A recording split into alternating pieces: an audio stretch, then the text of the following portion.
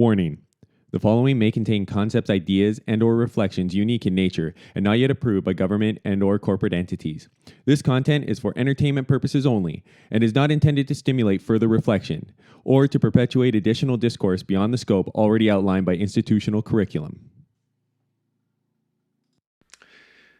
The Digital Services Act, a new 100-page piece of European legislation to regulate big tech. A gullible person might think that this is being implemented to rein in the social media giants and help to protect the end user, who they lovingly refer to as the recipient of the service. How endearing. Unfortunately, I'm more inclined to view this Digital Services Act as more of a contract of cooperation between the European Union and the tech giants than the EU bringing the hammer down. Since I value my viewers' state of wakefulness, I won't go through the entire act, but rather cherry-pick the more interesting bits from all the vague legal jargon. And speaking of unclear language, the Union wants each nation to hire their own digital services coordinator, who will act as a liaison between the EU and the large tech companies. The digital services coordinator will also oversee the companies to make sure that they comply with the new law, and they will have the authority to issue fines and penalties if there is any non-compliance. However, there will also be a European Board for Digital Services, which will be comprised of an independent advisory board of digital services coordinators, and they are tasked with advising the digital services coordinators and the Commission. Wait, what? So in other words, a board of digital services coordinators will advise another group of digital services coordinators. So let me get this straight. The EU is pulling imaginary job titles out of their collective asses to place upon their newly formed body of bureaucracy, but they couldn't come up with a different title for the board members? Are they huffing leaded gasoline at the Commission? Oh, or maybe it was just convoluted on purpose, boring the reader with cyclical trains of thought and redundant procedure so that we miss the important bits of the legislation. Early on in the document, they sum up the goal of this new law, which is needed because responsible and diligent behavior by the providers of intermediary service is essential for a safe, predictable, and trustworthy online environment. Predictable? How could a site with billions of global users guarantee a predictable online environment? Sounds to me like freedom of expression is destined to be drawn and quartered in the public square. Alright, so let's get into the details. First off, who does this law apply to? The document refers to them as very large online platforms and search engines. This is defined as any company having an operational threshold of 45 million or above. And in the next line, this is further clarified as being a monthly average. Secondly, these companies will have to perform risk assessments, as effective regulation and enforcement is necessary in order to effectively identify and mitigate the risks. One of these risks concerns the actual or foreseeable negative effects on democratic processes, civic discourse, and electoral processes, as well as public security. But don't hold your breath, because what constitutes a foreseeable negative effect is never elaborated upon. So I suppose it could be nearly anything. So don't sit comfortably thinking that you largely agree with EU policy, because at any moment they could see your view as having a negative effect, and you won't have a leg to stand on since you already supported the EU deplatforming your enemies. Continuing on, risks may arise from information which is not illegal. This dangerous but not illegal info can be used to disseminate or amplify misleading or deceptive content, including disinformation. This will also include advertisers who propagate disinformation with a real and foreseeable negative impact on public health, public security, civil discourse, political participation, and equality. I know I just said this, but it applies here again. This definition of a risk can literally be applied to almost anything. You may have an image in your head of what disinformation would look like today, but over time that vision may be warped or replaced. But this law will remain. Once the risks have been identified, then the online platforms will be required to remove or disable access to specific items of information considered to constitute illegal content. But they must inform in a clear and easily comprehensible way the recipient of its decision, with the exception of shadow banning. For restriction of visibility may consist in demotion in ranking or in recommender systems, as well as in limiting accessibility by one or more recipients of the service, or blocking the user from an online community without the user being aware, parentheses, shadow banning. And the obligation to provide a statement of reasons should, however, not apply. And the EU graciously states that such an order to restrict access should not go beyond what is necessary to achieve its objective, without unduly restricting access to lawful information. In other words, individual ideas that contradict the state will be stamped out quickly. But let's not close off the access to the path to re-indoctrination. The law says nothing about sticking toothpicks under the eyes of the offending parties to ensure the absorption of their state-mandated propaganda, but I'm sure it was discussed. To govern the people completely, it is also important that the EU has total access to all of the citizens' personal information that the corporations, likely in helpful anticipation of this law, have procured over the years. The EU phrases it as they store information provided by and at the request of the recipients of the service, and typically other recipients access thereto, sometimes on a large scale. This is a funny choice of words, since we all know that the photo from a family barbecue or any other pro-offered data only represents a small fraction of the total data that the tech giants are gathering on people. So referring to this data as something that the users have requested to be stored for them is a little disingenuous, to say the least. If there is suspicion of illegal online activity, then the companies will be required to provide all relevant information available to it to the relevant authorities. But it doesn't end there, because the Digital Services Coordinator of Establishment or the Commission may require access to or reporting of specific data.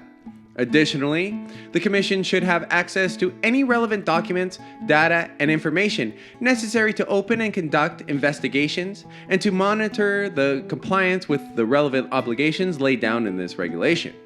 And the defiling of your personal data doesn't stop there, because your data may also be shared with civil society organizations that are conducting scientific research with the primary goal of supporting their public interest mission.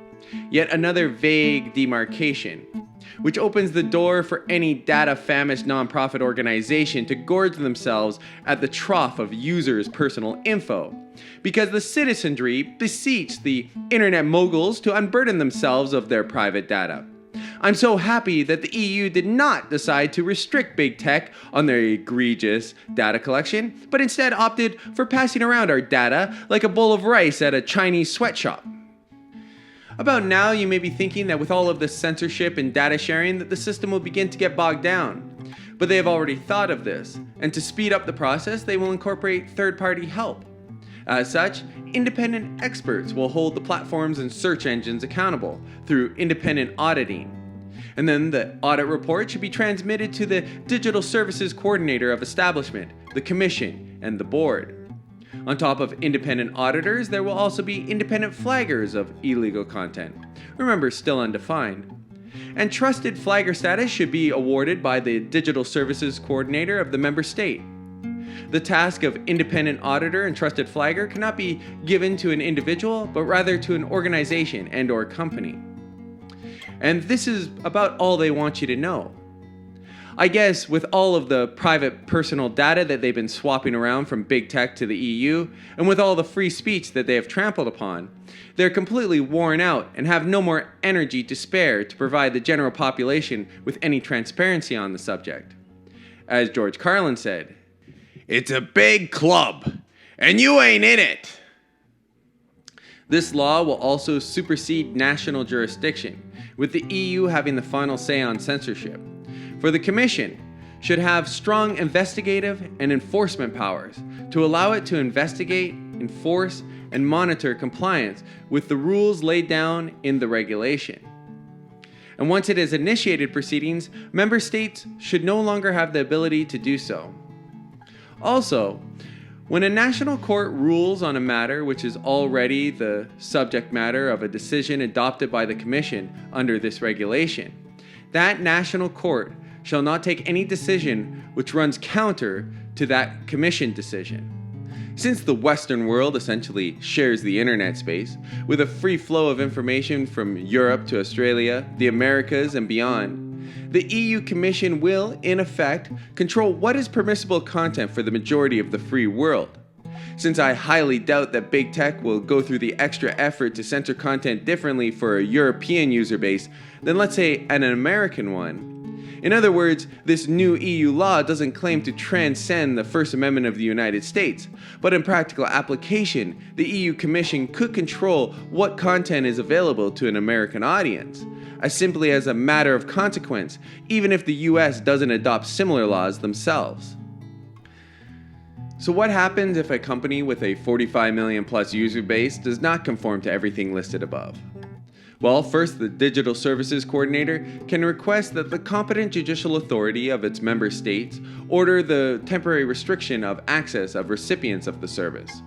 But if the search engine or media platform are still not complying with the EU, then the member states may levy fines and periodic penalty payments against the offending parties. The maximum fine is 6% of the annual worldwide turnover, but they don't specify if there is a limit on the number of fines that may be issued, so this could be per infraction. If this is true, then a belligerent company could quite quickly be fined into oblivion. A periodic penalty payment may also be charged to a maximum of 5% of the average daily worldwide turnover. Even if a tech company is a good boy, the EU will charge them a supervisor fee, not exceeding 0.05% of its worldwide annual net income. With all of the audits, risk assessments, monitoring, and compliance, all done under the threat of profit-crushing fines, how could I say that this law is more of a contract of cooperation between big tech and the EU? What are the tech giants getting out of this law? It sounds pretty punitive. And that's true, it is punitive. But remember that Meta, Alphabet, Microsoft, Apple, and previously Twitter's policies would largely already comply with the new regulations. As such, the consortium of tech giants would only have a little more paperwork and a supervisor's fee to contend with. But what do they gain in return? They will be cemented into the modern framework as a permanent fixture in the monopolistic digital hegemony. Simply put, with the full support of the EU, big tech will be able to ensure that no alternative platform will ever threaten their digital supremacy. For example, the biggest threat to YouTube is that they would lose both content creators and viewers to a competing platform who doesn't censor content as aggressively. Let's say maybe Rumble would fit this bill. However, with 78 million monthly active users globally, they could fall under the EU's jurisdiction, and they could be forced to adopt a nearly identical content moderation strategy to YouTube's, essentially rendering a user's decision to change platforms completely superfluous, helping to secure YouTube's top spot as a video sharing platform. This could be the reason why Elon Musk tried to back out of the Twitter deal, since he will lack any ability to adjust Twitter's content moderation policy once the EU's law comes into effect on February 17, 2024. Maybe he became savvy to the implications of this legislation after the offer to purchase Twitter was already made, which is why he later tried to back out of the deal. Of course, this is all just speculation, but the reality is that Musk will be left with just two options after February 17, 2024. Either return Twitter to its pre-purchase level of content moderation, or be fined into non-existence.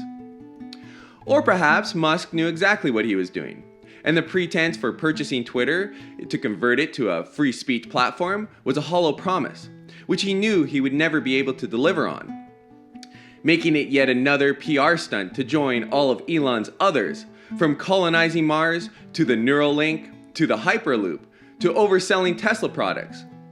For at the end of the day, he's really just a master salesman preying upon the fantasies of his naive followers. In summation, what is the end goal of the Digital Services Act? To control and guide the flow of information, and ultimately mold the minds of the free world. This is nothing new, And the English used propaganda as far back as 1641 in response to the Irish Rebellion, depicting the dirty Irishman skewering a baby with a pitchfork. Or, in 1647, that poor woman is crying over the lifeless bodies of innocents, mercilessly struck down by callous Irish Catholics. The English crown here simply wants us to see the facts, nothing more, nothing less.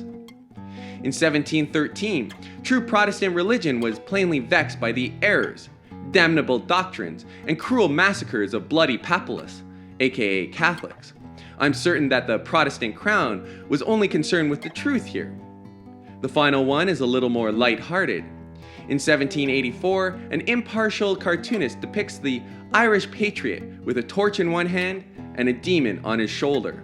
I already knew of the existence of these pamphlets, which is the only way I was able to dredge them up from an uncooperative algorithm. It appears that even 380-year-old misinformation isn't exempt from shadow banning from the authorities.